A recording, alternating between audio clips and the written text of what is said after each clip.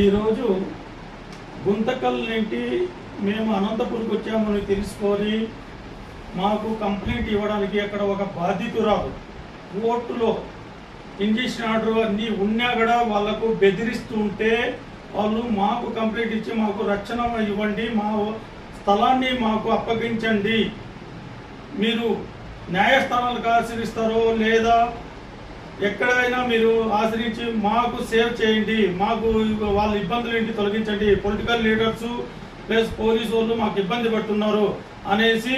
మీ పేరమ్మా?